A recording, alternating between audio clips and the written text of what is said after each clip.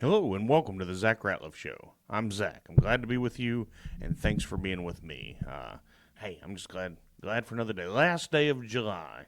It's going to hit 101 or 102 here. When I walked down the house this morning before 8, it was 82 degrees, about 70% humidity, like walking into a nice, moist, warm blanket. But hey, just glad to be walking. Just glad to be alive another day on this side. But I know this. The first day that I'm not, the second that I don't have that opportunity anymore, I'll be walking in glory. I don't want to rush it. Don't get me wrong. I'm enjoying this. I got a little girl to watch have an amazing life. But other than that, now if he's coming back, we can do that. All right. Anyway, thank God for another day. And let's get going. First off, I'd like to start by thanking my sponsors. That's Mortgage Financial Services here in Texarkana, Elmwood Custom Goods, and Church on the Rock, Texarkana. That's churchontherock.org. I want to start off by mentioning I'm seeing it reported that the voice of Roy D. Mercer died yesterday. If you guys don't know who Roy D. Mercer is, you need to go look it up. He's in the days of radio pranks and prank phone calls, he's a legend. And so he was always threatening to go somewhere and whip somebody over something, and he'd get people all worked up. So go listen to some Roy D. Mercer this morning. I'm sure it's easy to find, and all I can say is I hope he was a Christian. I don't know anything about the guy, but that's my hope for anybody that I hear dies. Man, I hope they knew Jesus, and I hope all of you do as well. Okay, let's go back into we were talking yesterday about feminism and about what Rush Limbaugh said about that. Is how it was paraphrasing, was a way to give unattractive women access to the world, but that all was brought on by the Sydney Sweeney commercial and all of that. Well, Dunkin' Donuts came out now with their own an attractive guy talking about Dunkin' Donuts. I'm here for it. I'm here for it. Let's get back to reality. Back to life. So anyway, good. I'm glad to see culture coming back from the absurd. Now, what we don't need to do is go to the absurd the other way, which tends to happen. We need a correction, not an overcorrection. And this is just the beginning. We had, what was it, a year or two ago, we had the fallout at Target. And the Target boycott, which impacted them greatly. We had the Bud Light fallout and the Bud Light boycott. And I think those are, but that was just people saying, hey, we're tired of everything being shoved down our throats. We're tired. You do you. You be you. Don't make me or my church have to believe it. I'm going to tell you what I believe to be the truth in the most loving way I can. But I don't have to agree with you. It doesn't hurt my feelings if I don't agree with your stance. Why do you get so offended that you don't agree with my stance? Why do you get so offended that I won't cave in to what you believe? I'm not offended that you don't believe what I believe. I hate it for you. I wish that you would. I pray that you would. I have many friends.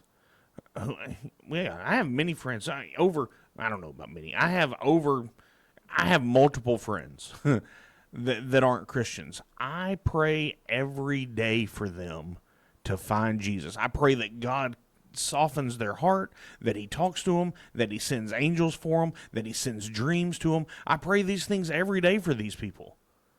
Do I hate them because they don't believe the way I do? No. And these are reasonable people. They don't hate me for believing what I believe. And they will call me and ask me questions when something's like, well, what about this? What about this? Well, I've got to give them the good old boy on it. Well, here's what I think it means to me through studying Scripture, through praying. Anyway, so I say all that to say, I don't hate you for not believing like me. Don't hate me for believing what I believe. And it looks like corporate America is finally saying, okay, We can get back to, first of all, we can get back to having some fun. That's what these commercials show me.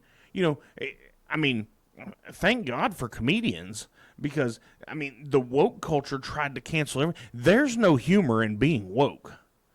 You know, that I even started to say, when I said, well, I had a good-looking guy on this Dunkin' Donuts, I was even starting to say, well, you know, no homo. But, you know, because that's funny.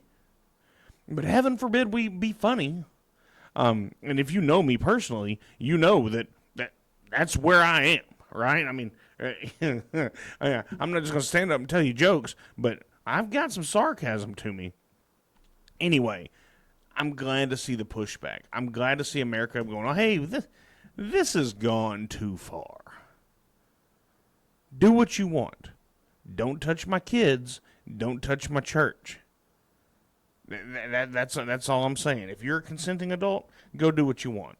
And good for, you know, look, if Dunkin' and American Eagle and these other brands didn't think that these ads would work, they wouldn't do it. Do you think, you know, billion-dollar companies just roll out a random ad? No. No, that's not even in the realm of thought. So, okay, here's another crazy story that I hate. It's not funny. I just want to say this isn't funny. It's my sensibilities. I used to get in trouble on the radio because I would laugh at inappropriate times, but it's just so shocking and the way things are presented. So there's this guy in, let's see, councilman in Danville, 37-year-old councilman Lee Volger. He was doused with 5 gallons of gasoline and set on fire, okay, by this other guy. And then they go on to say, the two men having known each other, this appears to be personal. Say it ain't so. You're going to soak somebody in gasoline and set them on fire? I'm guessing it's personal. Like, what? What a crazy thing to say. Like, oh, you soaked this guy in gasoline and set him on fire. This appears to be personal. Let me tell you, when I heard that he was soaked in gasoline and set on fire, I knew it was personal. You no need to say anything about it. No, I mean, didn't even need to be said. It was personal the moment you soaked that guy in gasoline. Now, I don't know anything else about the case. I've tried to read on it some. There's not a lot of facts to it. We'll see. I know this councilman was a Republican. I don't, and I think that's why they don't know if it was politically motivated, but it was personally motivated because anytime you're going to kill somebody by setting them on fire with gasoline, it's personal. Now, I don't think he died, actually. So, but I just thought that was a wild way to report that. Like, oh, it's personal. Yeah, of course it's personal. Let's talk about something that's going on in Texas here. And, you know, and this is something that I don't talk about a lot. And I'm conflicted on it. And you all can message me or email me at ZachRatliffShow@gmail.com if you want to, or whatever. A lot of you have my cell phone, so you can text me. Let me know what you think about this, and if I should talk about it more. Because in Ephesians, it said we are to speak boldly. We don't have a spirit of fear. We weren't given a spirit of fear. And so, anyway, I say that because I just don't hit the subject a lot. But Texas is the fastest growing state in the United States for new mosque. There's a mosque less than 2 miles from my house. The Texarkana group for Islam, I think, the Texarkana Muslim community, maybe it's called, has bought property across the street from Pleasant Grove ISD's administration office, which is also across from their intermediate school, and I believe they're going to build a mosque there and transfer from the one by my house to there. I'm all for freedom of religion. Let me just say that. But also, I think we ought to pay attention. Look what's happened in Europe. As long as everyone assimilates and follows our laws, but look what tried to happen with Epic City out in Dallas. And I've even talked to some people from out there about that when they came to speak to a group I was at a few weeks ago. I don't want to mention any names because I don't know if they want me to talk about it. But they were trying to go Sharia law. That's the issue. All this woke stuff and all this gay pride and all that, under Sharia law, they'll kill you. You want to claim that the right is intolerant. We love you. We want you to do what you want to do as long as it doesn't infringe on our rights.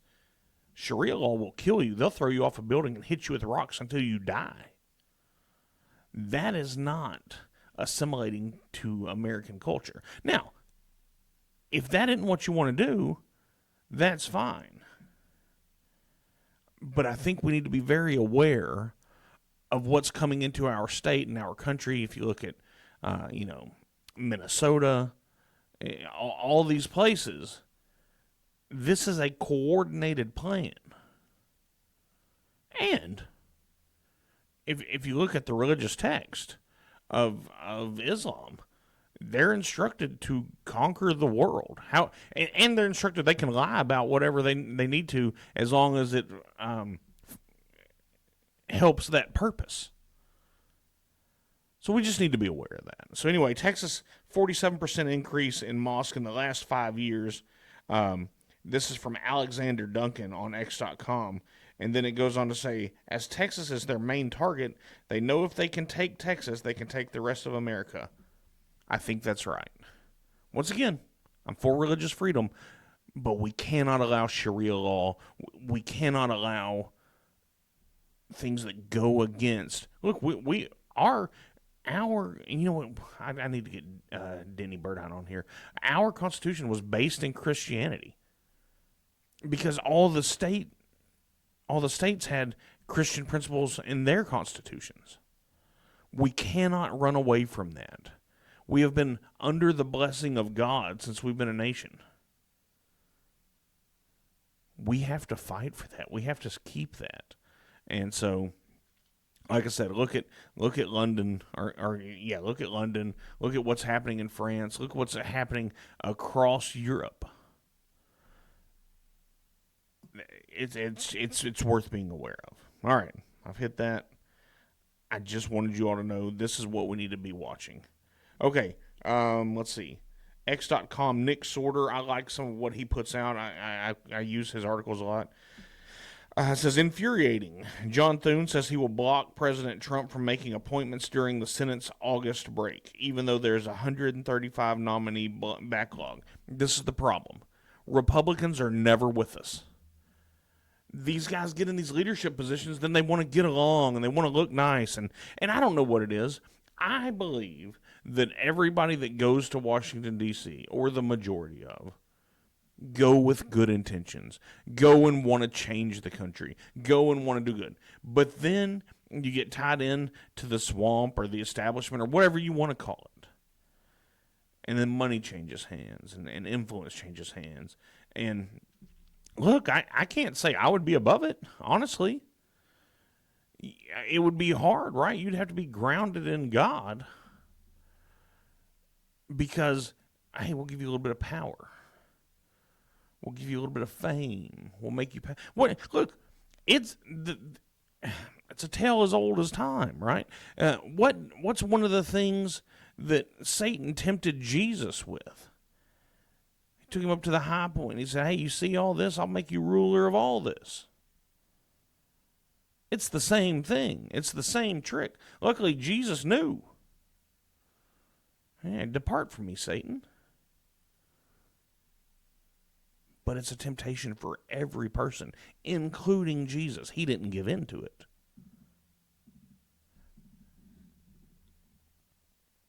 But it's the same old temptation. Humans haven't changed. We have the same greed. We have the same desires. Everybody wants to be looked at as popular or famous or powerful. And when you can get all of that, and all you have to do is just, you don't have to get away from your values, just bend them a little. That's what's happening. So anyway, Nick Sorter goes on to say, it's time to play hardball. Trump should force the Senate to adjourn and make recess appointments. Trump can invoke his Article 2, Section 3 powers under the Constitution to adjourn them, the houses, when it says them, to such a time as he thinks. That's right. The president can adjourn the houses of Congress. So if they continue to block him, this is what Nick Sorter is saying that they should do. And I think I agree with this. Hey, if you're going to try to block me, if you're going to impede me, like they have at every step, I'm calling you to be adjourned. We're going to move forward with or without you. And it just makes sense to me. So, anyway, I'd like to see Donald Trump do this. Here's the thing. He is not naive to the way Washington works. I don't know that he was, but in his first term, if he was, he learned so much from that. So I can promise you he has a plan. Now, if it's a good plan, a lot of them have turned out to look like they are, but I don't know. That's yet to be seen. But I don't think he will be surprised that they're not doing new ones, especially John Thune. Also, on the other hand, he can't go through kneecapping all these guys because he needs them. He has to have some give. Where all of us are just so hardcore. Kneecap them. Make them like it. That's okay, but we're only 6 months in. He's got 3.5 more years of this. He needs these people to be on his side.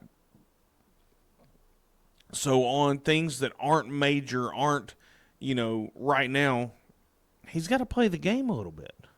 He's got to have a little give to him. And so we have to understand that as people. Look, I understand. We've been pushed around. We've been beaten up. We've been made fun of by media and Hollywood and the woke crowd. And we're just disparaged. And, especially if you're a white guy, every commercial, TV show, movie that you see, we're made to be the idiots. We're told we don't have a culture, which it's crazy. So I understand getting tired of it and just wanting to see instant results. But that isn't how it always works. Donald Trump's playing the game, but he's playing it so that it's in his favor. We've just got to let him. We've got to stick with him. And once again, Donald Trump isn't our savior. But our savior did come 2,000 years ago, and we killed him for saying he was such. Luckily, he was God, and he got up. So even then, we've got to have some patience with this. Now what we can do is we've got to pressure our congressmen. If you don't have the DC switchboard saved into your phone, that's on you. You can call your congressman's local office and national office. There's somebody there that will answer. If you leave a message, they're going to ask you what your name is and your address so they can verify you're in their voting district. That's okay. Let them know. Let them call. But you need to make your voices heard. And I know we're all worried about little Susie going to swim practice, and and little Johnny's got football starting in August, and we don't want him to get too hot, and all the things. We've all got life. Rent's due, mortgages due,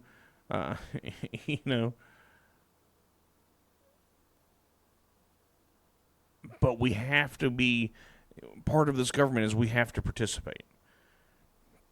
Talking about rent being due from CNBC.com, the U.S. economy grew at 3% rate in quarter two, better than expected pace, even as Trump's tariffs hit. Yeah, this is what we knew would happen. We knew this was coming. No one wanted this to happen, especially that are against Trump. No one wanted the economy to grow. They want Trump to fail because they don't want us to feel like we have power. Consumer spending rose 1.4% in the second quarter, better than the 0.5% in the prior period. While exports declined 1.8% in the period, imports fell 30%. That's right. Because it's costing them money. Also, and it hadn't started happening yet, but the factories that are being built here are going to keep the imports down. They're going to create jobs here and tax revenue here and a base inside. That's why we want manufacturing back in the United States. President Donald Trump responded to the GDP report with a fresh demand for the Federal Reserve to lower interest rates, which they did not yesterday. Jerome Powell came out and said, well, because of the tariffs, there's a chance that, and I'm not quoting, this is just a summary, there's a chance that inflation will go up, so we don't need to lower rates. What a joke. I've been saying for over 2 years that this man, if Donald Trump won, would not cut rates, and he may raise them. I don't think it's possible for him to raise them at this point, but he's not cutting rates. I don't care what the Fed tells you, they are not cutting rates this year. Now look, nobody invites me to the meetings. I very well could be wrong. I don't see it happen. If you're sitting around praying for a rate cut, which I am, by the way, it 100% affects my other job, which is facilitating real estate transactions for my clients.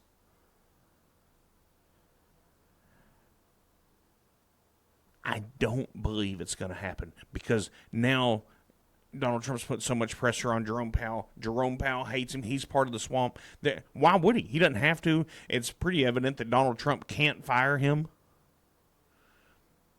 This is the market we're in. We're in the worst real estate market in 70 plus years. And there's nothing we can do about it. We just have to hold out. So anyway, that happened there. Let's see, what else do I have here?